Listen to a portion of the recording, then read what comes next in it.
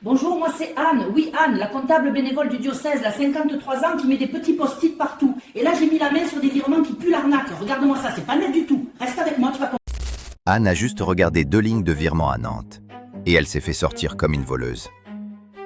Mais est-ce que ça s'est réellement passé? Anne, 53 ans, fait la compta bénévole pour le diocèse dans un bureau à 2 rues de la Place Royale. Un mardi, elle voit des virements récurrents vers une asso qu'elle connaît pas. Un nom un peu flou, tout pareil chaque mois. Elle appelle le numéro sur le RIB, ça tombe sur une boîte vocale. Et ça sent le truc planqué. Le lendemain, elle croise le responsable, un mec discret, toujours pressé, et elle lui glisse juste la question.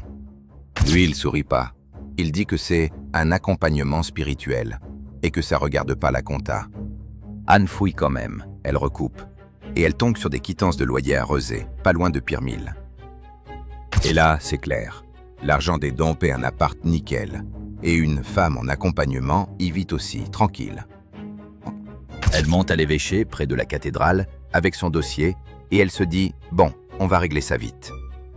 En face, on l'écoute 2 minutes, puis ça parle direct de diffamation et de fautes graves contre l'Église.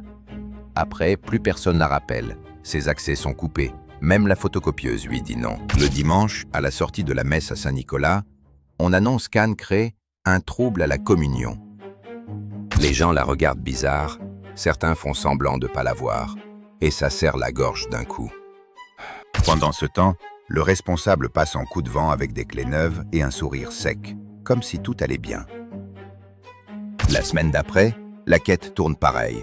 L'orgue joue, et Anne, elle compte ses centimes au Super U.